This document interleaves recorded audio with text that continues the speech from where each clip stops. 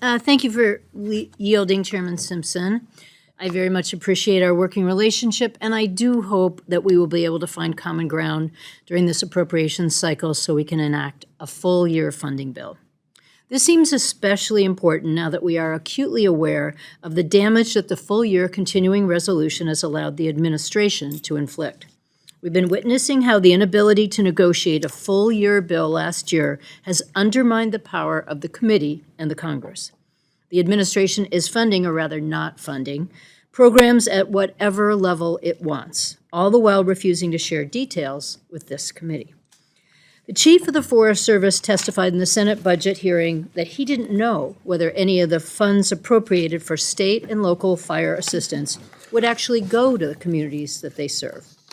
Instead, the dramatic flexibility afforded by the continuing resolution has allowed the Forest Service to divert millions of dollars to pay employees who took deferred resignations. Talk about waste. States are losing critical funding while the Trump administration is paying employees not to work. And this isn't the only way that states are suffering. We've seen grants that didn't have the right buzzwords be illegally terminated. In my state of Maine, the EPA canceled 3 PFAS grants. It then reinstated them, only to re-terminate one for not meeting so-called administrative priorities. The upheaval and uncertainty caused by these frozen funds and canceled grants is causing real harm and will have lasting damage. President Trump continues the assault on the states through his budget request. The budget proposes to cut EPA funding to the states, asserting that the grant programs have become a crutch for the states. I don't even know what that means. This amounts to an enormous unfunded mandate, and I am deeply disappointed that this bill does not rebuke their proposal. Instead, the bill cuts funding to the states for water infrastructure by 62%. It also cuts grant programs that fund state environmental programs and slashes funding for the EPA operating programs by 23%. Withdrawing federal funding will mean states and local governments will be forced to raise their taxes or cut their services, and nobody will benefit. Republicans just increased the federal deficit by $3.4 trillion during reconciliation, and at the same time, they're cutting funding for programs that protect public health and the environment, that maintain our national parks, and that support the arts and humanities. The cuts in this bill, taken together with the rescissions in the Big Ugly Bill, will debilitate Americans' ability to address the climate crisis. It has become clear to me that the administration has moved beyond climate change denial into actively dismantling the government's climate work. If we are going to keep the public safe, then building resilience and fighting against the impact of climate change is a common sense measure. Yet Republicans have clawed back those funds so that they could give tax breaks to billionaires. Defunding the EPA's climate change work isn't just a policy position, it is condemning future generations. And our children and grandchildren will suffer because of these cuts. The bill cuts the National Park Service by $213 million. That is on top of the $1 billion Republicans rescinded from national parks and public lands in the Big Ugly Bill. That funding would have supported conservation projects, habitat restoration, and staffing at our parks.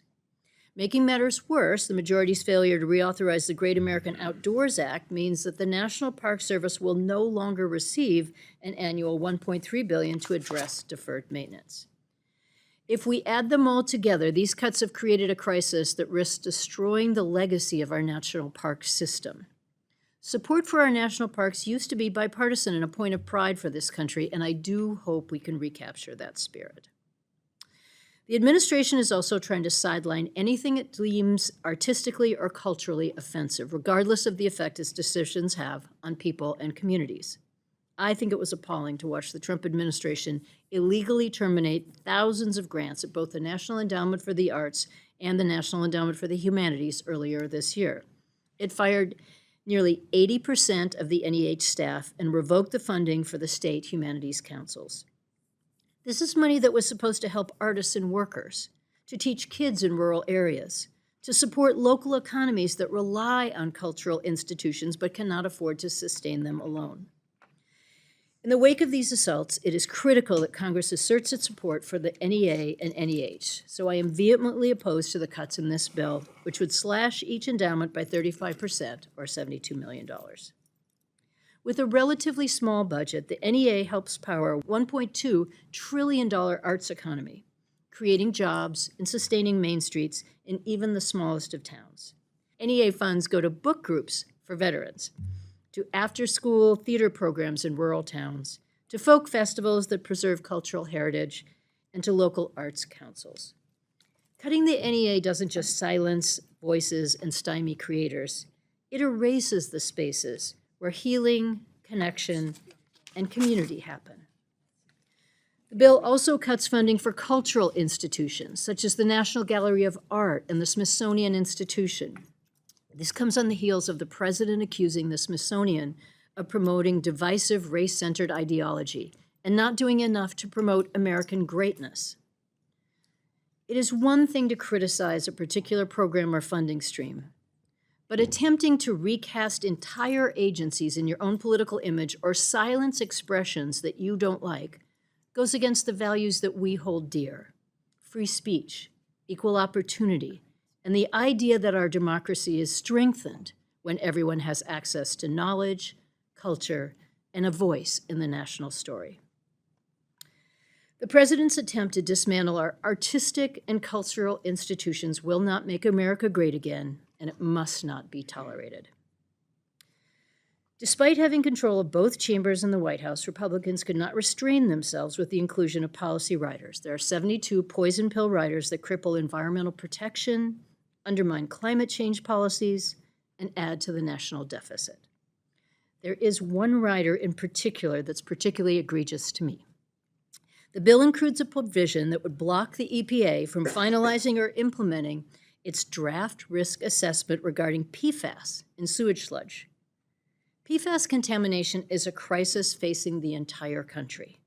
Maine has seen its devastation firsthand and has been ahead of the curve in testing and responding to contamination. Farmers in my state have lost their entire livelihood, have lost their farms, and watched their families get sick from forever chemical contamination in their fields from sewage sludge, which was spread on their fields. Blocking the EPA to working to better understand the potential risks to human health and the environment posed by the presence of PFAS in sewage sludge makes absolutely no sense. We know that PFAS remediation is going to be immensely costly, so why wouldn't we take steps to prevent contamination in the first place? In closing, I want to thank the ranking member DeLauro for her tireless efforts on this committee. I want to thank Chairman Cole for working together with me and the work he's done, particularly on behalf of the tribes. And I want to thank the staff on both sides of the aisle. The cuts in this bill are irresponsible, and they will hurt agencies that are already struggling to deliver services to the public. Any arguments that these cuts are somehow fiscally responsible ring hollow in the wake of Republicans adding $3.4 trillion to the national deficit. I oppose the bill, I urge my colleagues to oppose the bill, and I yield back.